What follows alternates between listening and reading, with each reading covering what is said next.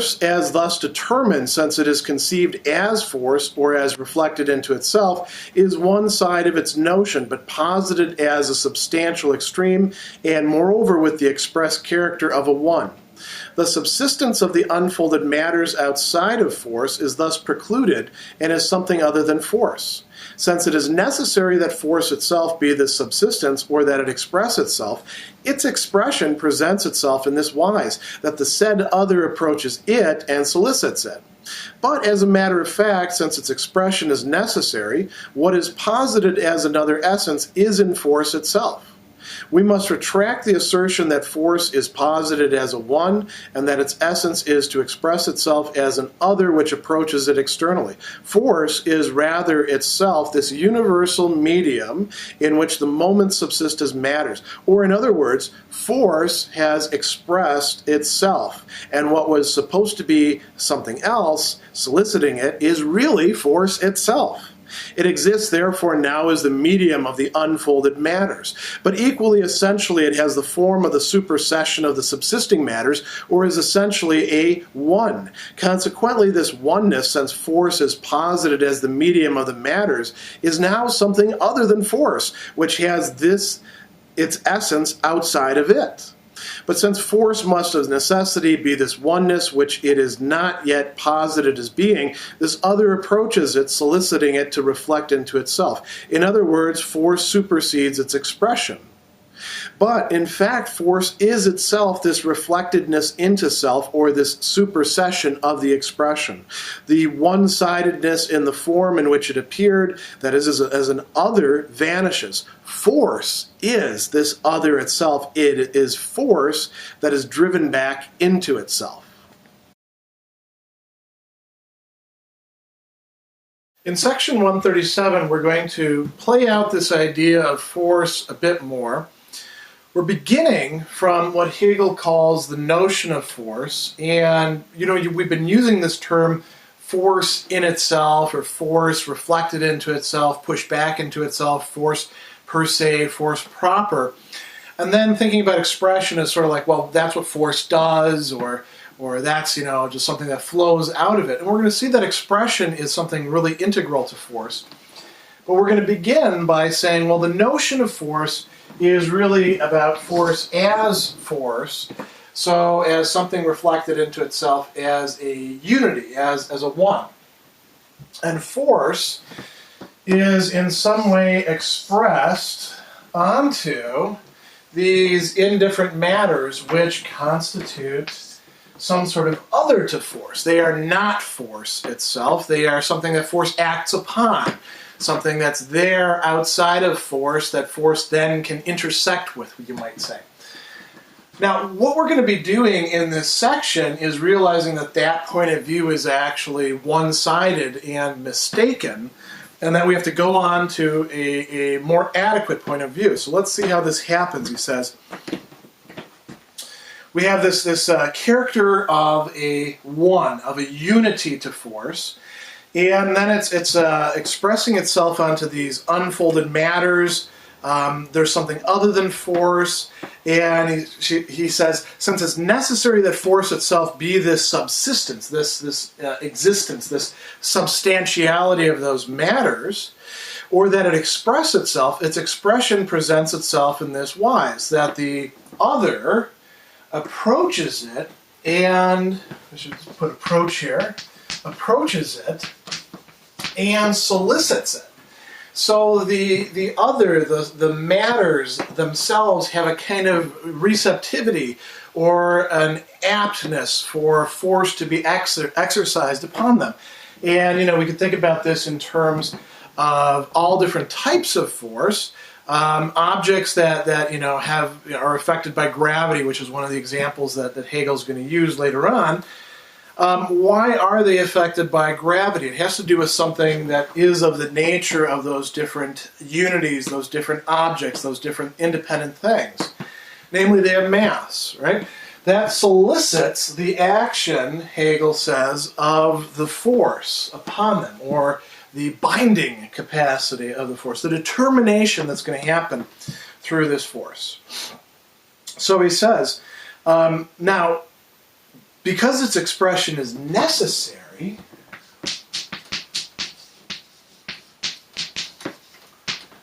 why is its expression necessary?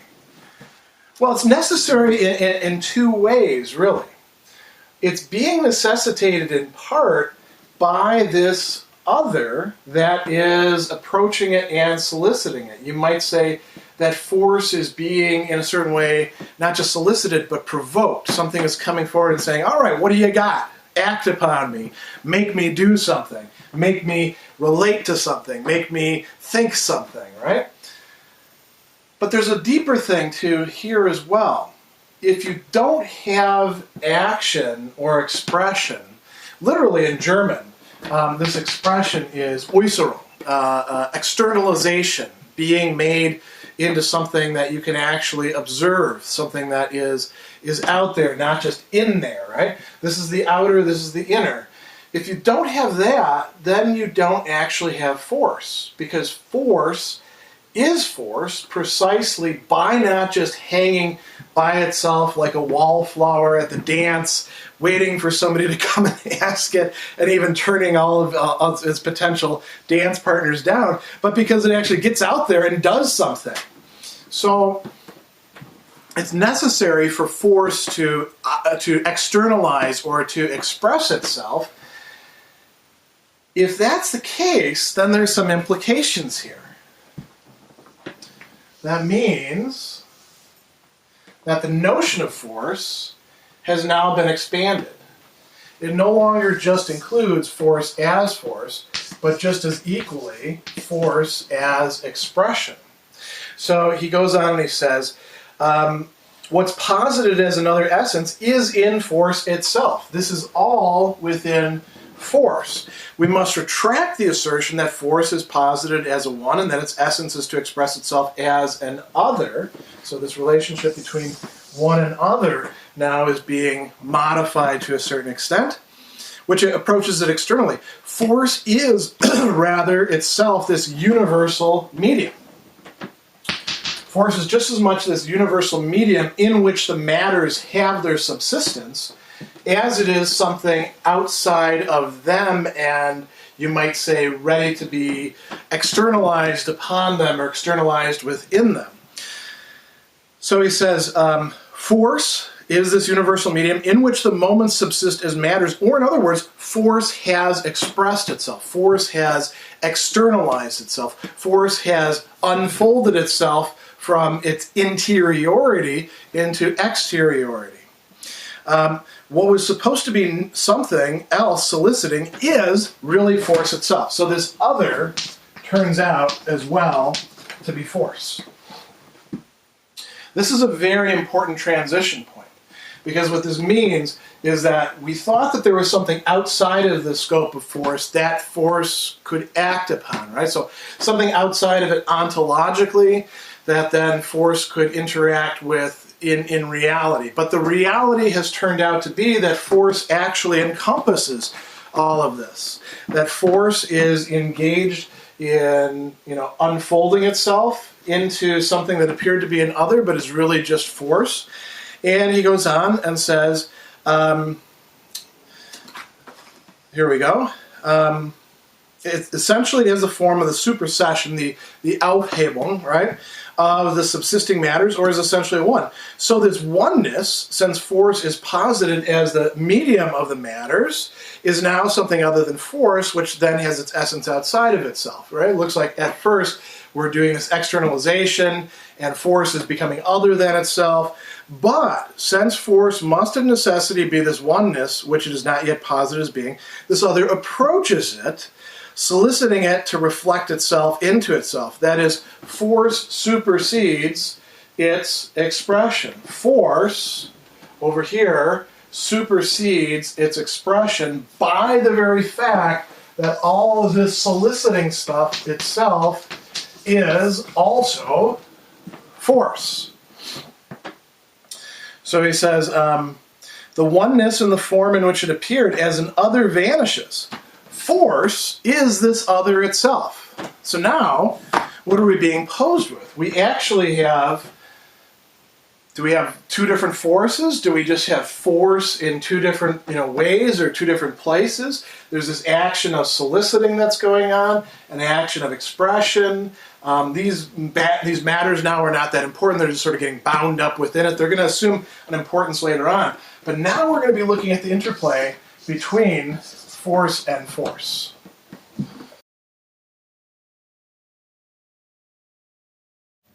What appears as an other and solicits force both to expression and to return into itself directly proves to be itself force. For the other shows itself to be as much a universal medium as a one, and in such a way that each of these forms at the same time appears only as a vanishing moment. Consequently, force, in that there is an other for it, and it is for an other, has not yet altogether emerged from its notion. There are at the same time two forces present. The notion of both is no doubt the same, but it has gone forth from its unity into a duality. Instead of the antithesis remaining entirely and essentially only a moment, it seems by its self-diremption into two wholly independent forces to have withdrawn from the controlling unity. We have now to see more closely the implications of this independence. In the first place, the second force appears as the one that solicits, and moreover in accordance with its content, as the universal medium in relation to the force characterized as the one solicited. But since the second force is essentially an alternation of these two moments and is itself force, it is likewise the universal medium only through its being solicited to be such. And similarly, too, it is a negative unity. That is, it solicits the retraction of force into itself, only through its being solicited to do so. Consequently, this distinction, too, which obtained between the two forces, one of which was supposed to be the soliciting, the other solicited, force is transformed into the same reciprocal interchange of the determinatenesses. Section 138 is going to play out the implications of force being more than one.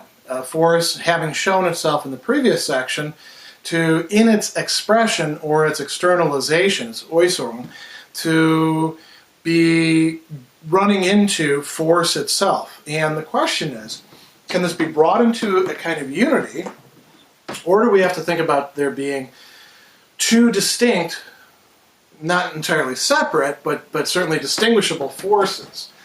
And so as we're playing out the notion of force, we're going to see that there is going to be what he calls an antithesis happening, a diremption, a splitting, a spaltung into each other. So we start with force, right? And we see that force has these two aspects of return into itself and expression of force. I should probably put an arrow here too, because, the return into itself, force per se, is what it is through its expression. And what we find out is the other to force is an other force. It's not something radically different in that it has nothing in common or is not of the same genre or type as force. But it's not the same force. And Hegel talks about this other force as essentially doing two things.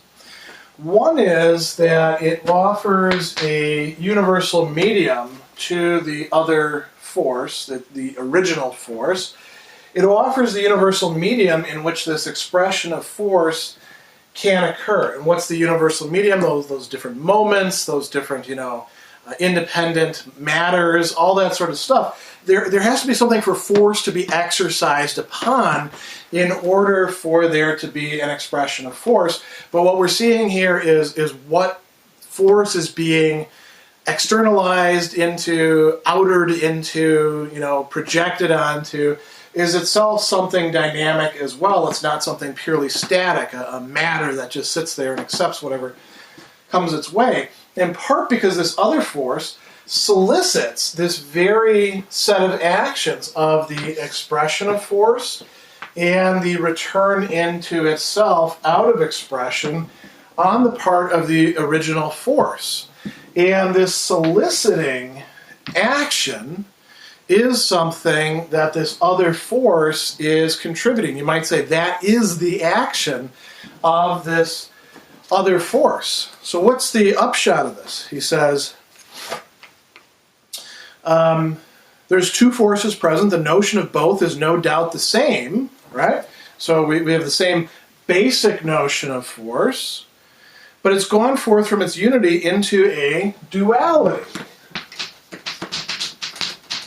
There has been a splitting. And that splitting has gotten us to the point of an antithesis between two different forces.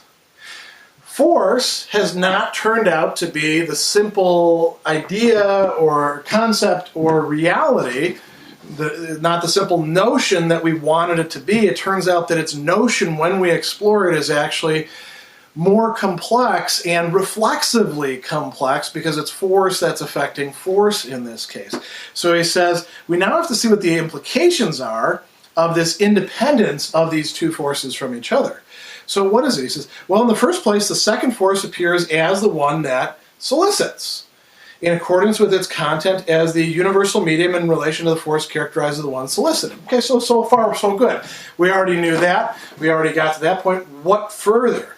What other thing do we add to this? He says, since the second force is essentially an alternation of these two moments and is itself force, it is likewise the universal medium only through being solicited to be such. Now, what are these two moments? There's two different ways we could read that. Maybe the other force is the two different moments of soliciting and offering a universal medium. Another way of thinking about it is this other force has the same structure of a return into itself, a force per se, and the expression of the force in itself over here. Where Hegel is going with this is that this entire action, or set of actions, of soliciting and offering a universal medium occurs precisely because this force itself solicits it. So you've got two different forces, neither one of which is the receptive, passive, suggesting, hey, let's do this kind of force. They're both in an interplay together.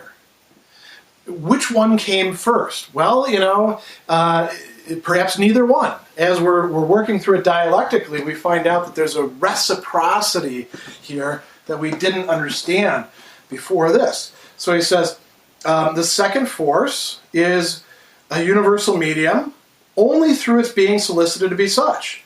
Because of this, it's also a negative unity. It solicits the retraction of force into itself. So now we have force per se, in itself over here, just as much as we did over here.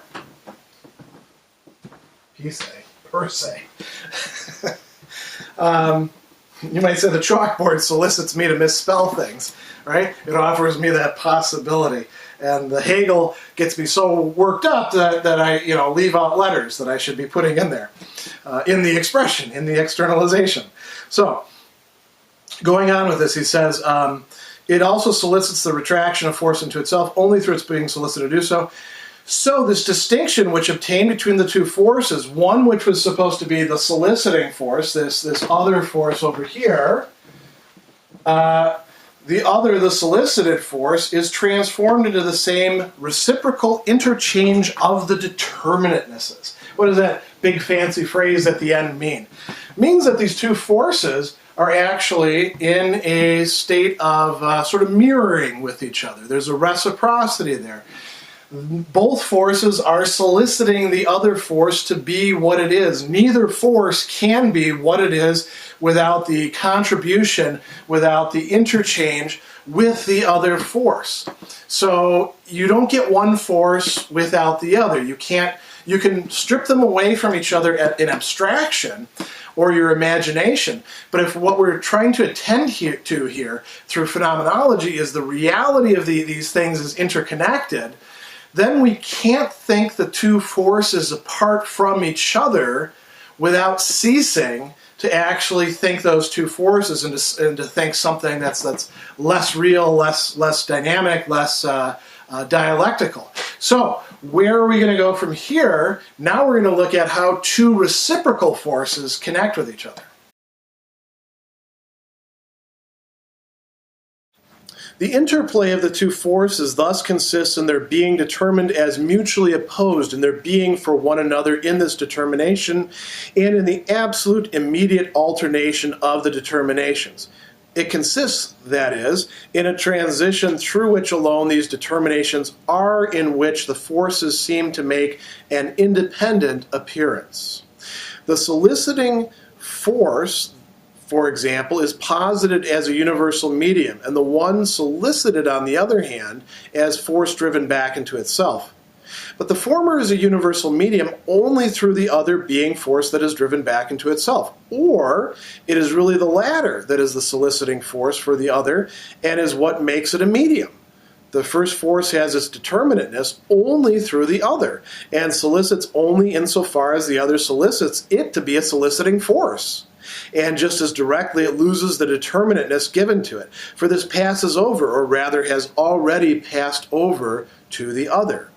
The external soliciting force appears as a universal medium, but only through its having been solicited by the other force to do so. But this means that the latter gives it that character and is really itself essentially a universal medium. It gives the soliciting force this character just because this other determination is essential to it, that is, because this really is its own self.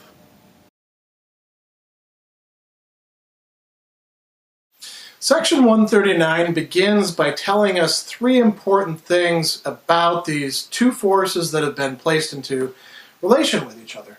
One is that this is a relation of mutual opposition to each other. They are opposed just as much as they are connected with each other. Another is that each one has its being for the other. So the mutual opposition we can represent by putting an arrow with things on both ends. With both of these, having its being for the other means that it's lacking its substantiality that it wants to have, because in a certain way it's conditioned by that other. Then we can also talk about an alternation that is taking place between the two forces. And the first way of understanding this alternation is going to get played out in this passage, but we're going to see this happening through a number of the other paragraphs yet to come. So what's going on here? He says we've got two forces. We have a force over here, which we can think of in a certain way as the passive force, and this as being the active force. Why? Because this one is doing the soliciting, which is kind of an activity, right? It's an activity behind the scenes. And this one is the force that is being solicited. So this is really offering the universal medium in which the first force, or the force on this side at least, can play itself out, because neither one of them is really first. I should have avoided the first language right there. It's offering a universal medium in which this force can express itself, in which it can externalize itself, in which it can actually do something, change things, determine matters. And over here we have force that is driven back into itself. So we have force that isn't, laying all of its cards on the table, but keeping something in reserve even while it expresses.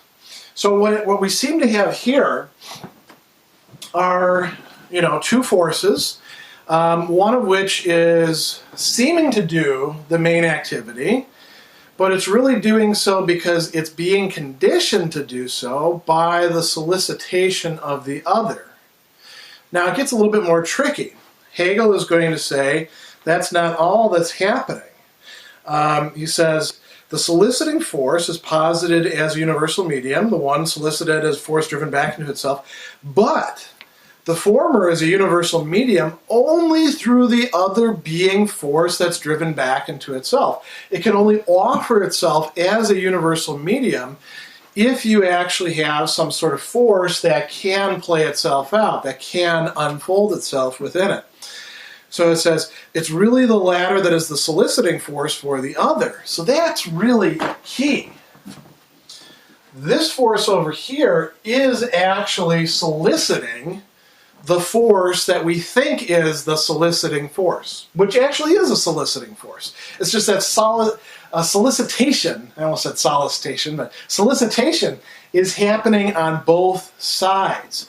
It's being solicited to solicit. There's a reciprocity, a mirroring involved here, a iteration of reflexivity. So he goes on and he says, the first force has its determinant is only through the other. It's only determined in what it is through its other, and it solicits only insofar as the other solicits it to be a soliciting force, and just as directly it loses the determinantness given it. So that's actually passing over to the side of the other force. Where we thought determination, or getting to decide things, or being the most important part of things, turns out to have been relocated over here. And why is that the case? Well, in part because this force over here, insofar as it is soliciting, is itself really a universal medium as well for this force here doing the solicitation. And there's this back and forth that's happening. This may take a little bit to grasp as you're reading through it, but think about how these things play themselves out. It might be very helpful to think about this in terms of conversational dynamics rather than in terms of abstract forces, about people talking to each other, maybe having an argument and deciding who actually started the argument. That could be the solicitation going on here. In any case, what we have is the development of this reciprocity, where now what seemed to be just doing the soliciting to be a universal medium turns out to be very much like the force on the other side.